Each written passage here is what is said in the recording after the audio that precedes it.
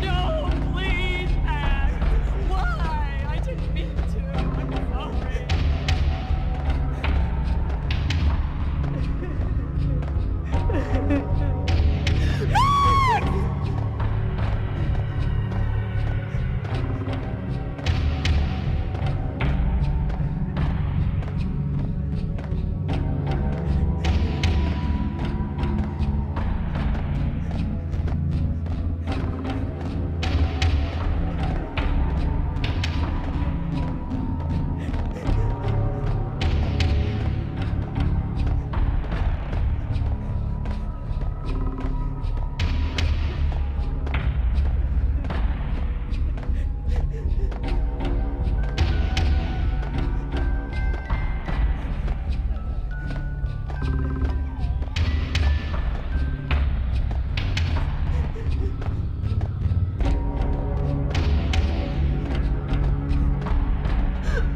Max, no, please, Max. Why? I didn't mean to. I'm sorry.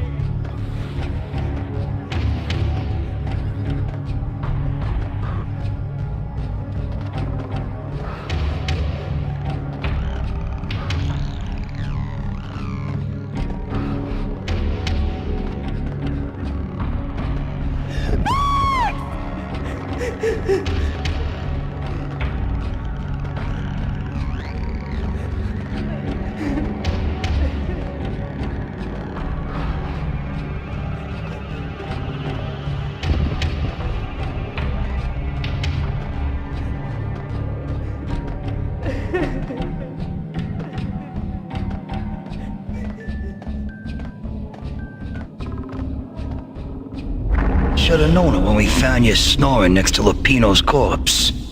A comedian, huh? The pictures were filled with good old times.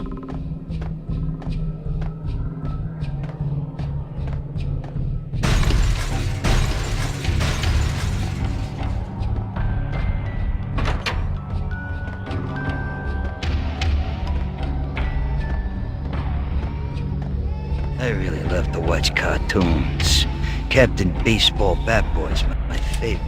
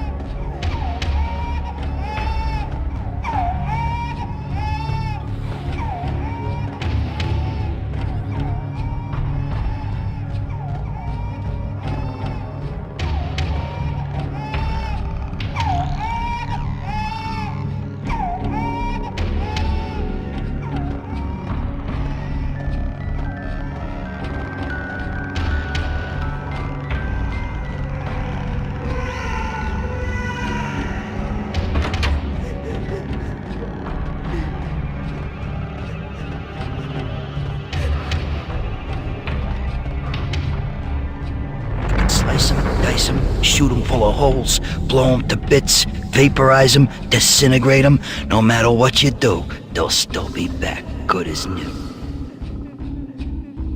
Michelle's diary lay on the table.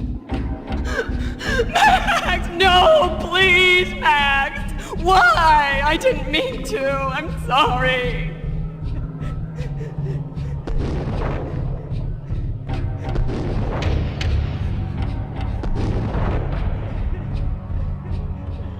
Murderer! You killed her! Nothing like that ever happens in the real world.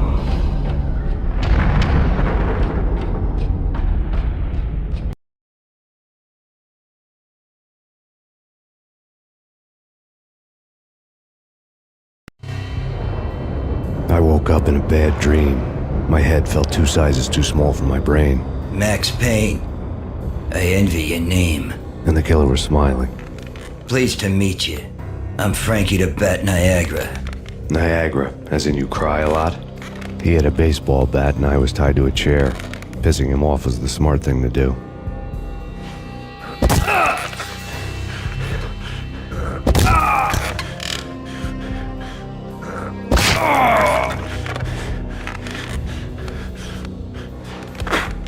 Nothing wrong with a little laugh now and then. Take me, for example. I love to watch cartoons. Cartoon violence is a fascinating thing. Let's take a break. I need to take a leak and maybe grab a cold one at the bar. Don't worry. I'll be back to finish this off. And then, it's checkout time. You play, you pay, you bastard. He swaggered out, and the door clanged shut behind him, locks clicking into place. Everyone makes mistakes. Mine hadn't been to crack jokes about the goon with the bat. He'd have cracked my skull regardless. It hadn't even been to trust a girl with a gun. I had blindly gone after the first bad guy on my hit list when I should have been aiming further up the ladder, at the head of the Punchinello family. I couldn't bring myself to be pissed at Mona. Guess I had a soft spot for a pretty face. When somebody decides to play baseball with your head, you tend to get sore. They had dragged me back to the basement of Lupino's hotel. I was beaten, bruised, and blue. I felt like the chair I had broken to get free.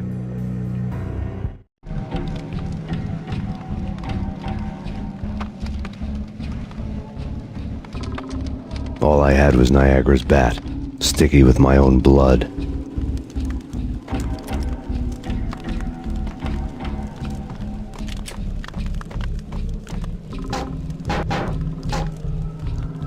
Without a gun, I'd be no match for Frankie's men.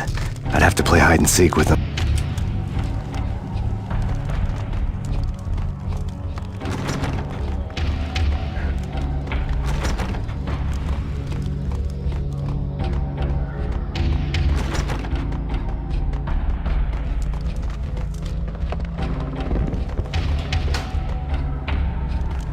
It's Frankie's turf. We'll take care of it. It's Frankie's turf.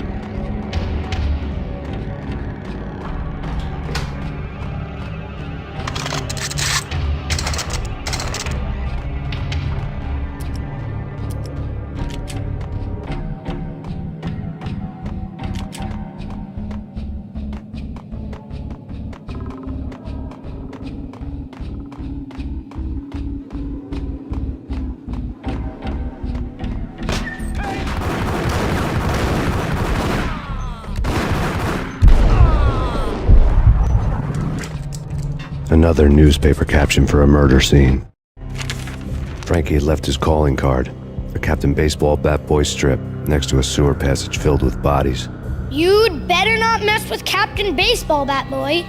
Even my arch enemy, Bicycle Helmet Girl, swoons at the sight of me. Aha! There were enough corpses to put a mass murderer to shame.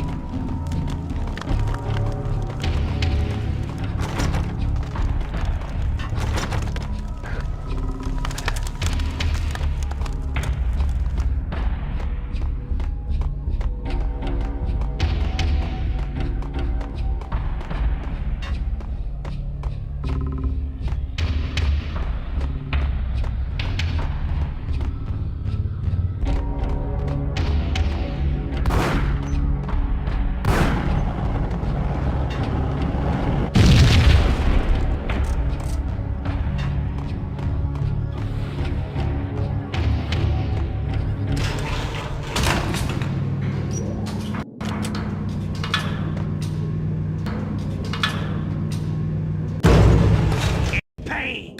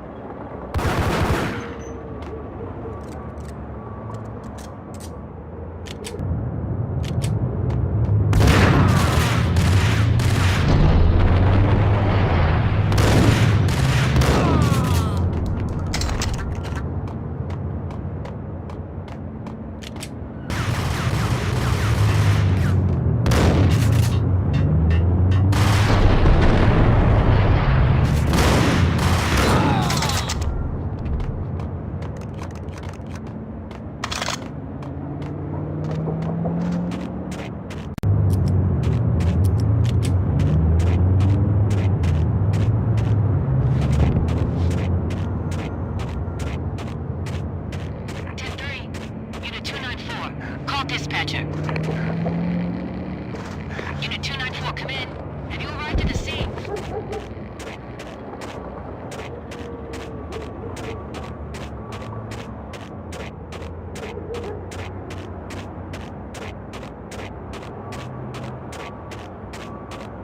Things were fast going from bad to worse.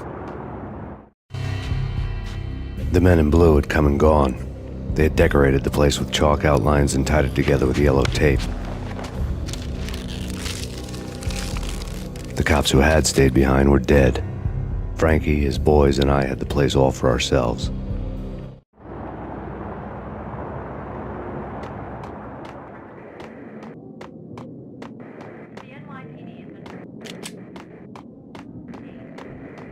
Just forget about it. Just forget about it. Hey, just forget about it. That crazy witch, you should have heard her. She was a real scream when the boys caught her trying to cap the Don. Oh, that's friggin' bad. To the trio?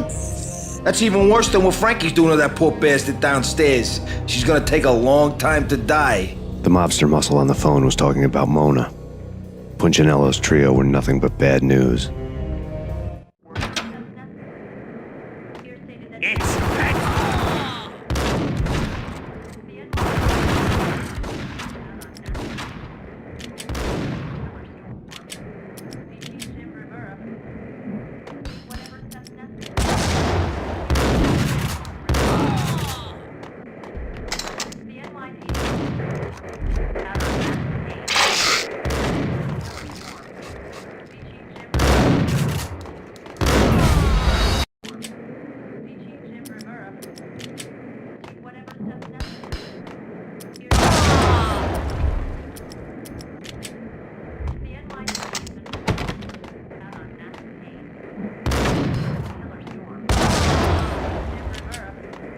More evidence that Punchinello didn't like me much. The fact remains that all the victims so far identified in the Ragnarok shooting have been known criminals, many of whom had large doses of V in their blood. Reliable sources say that Max Payne was also among those killed, although no body has been recovered at this time. Reliable sources. That meant somebody thought the Mafia had me, didn't want the cops snooping around anymore. The body would be delivered to them barely recognizable. Case closed. Don Punchinello had the power to be that reliable source, which was no news. But his news was old news. Framing me hadn't been enough. Don Punchinello had put a hit on me. He wanted me dead, and it had been important enough for him to give written instructions to Frankie about it. Max Payne should die like a dog for the trouble he's caused. Frankie, I know I can trust you to give this matter the dedication it needs.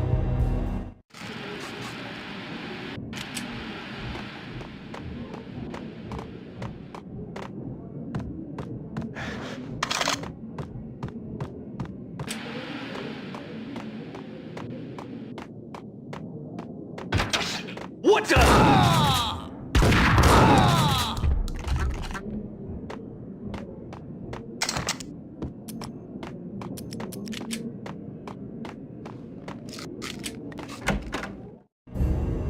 The hotel bar was fast developing quite a history.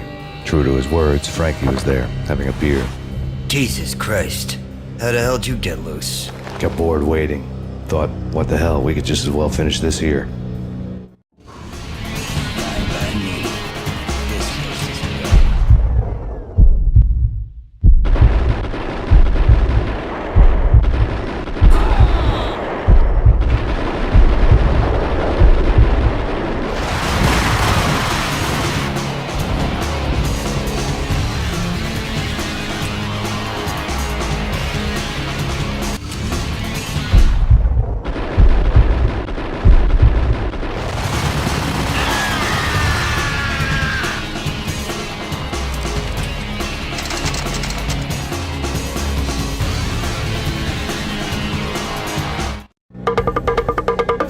Thank you. You've been a lovely audience.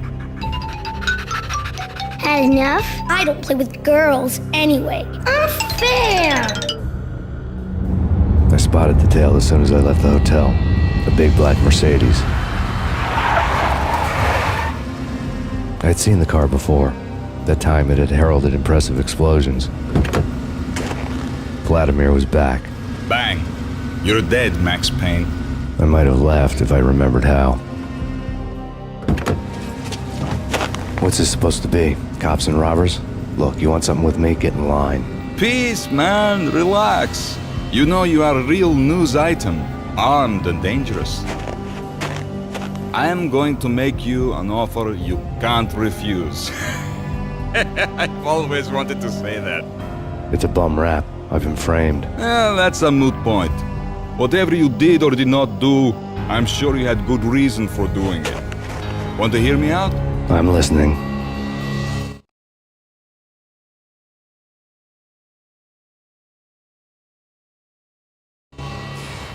Punchinello messing with V is bad for business all around. But that's not all. There is this guy, Boris Time, used to pull jobs for me. He's the captain of the cargo ship Charon. Now the bastard turncoat has gone over to the other side, Punchinello's. The ship's loaded with high-res hardware, guns, my business. If Punchinello gets hold of that cargo, he's won and I have lost. And you'll have your work cut out for you. If you want to get to Punchinello, you'll need heavy-duty persuaders. I am just the man to get them for you. Change the ship back under my flag, maybe pop 2 in the traitor Dime's head while you're at it. You'll get enough guns to start the apocalypse. You in or out? Let's get this show on the road. Vladimir was one of those old-time bad guys with honor and morals, which made him almost one of the good guys. None of us was a saint. The Brooklyn riverfront was a maze of rusty containers, sharp-boned cranes looming up from the snowstorm. On a night like this, you couldn't help but think of the dark army of dead men sleeping with the fishes, cement shoes in line. No Minotaur lurked in this labyrinth, but somewhere out there, on the clanking deck of his cargo freighter, the skipper of the Chiron was waiting, like the ferryman in the river Styx.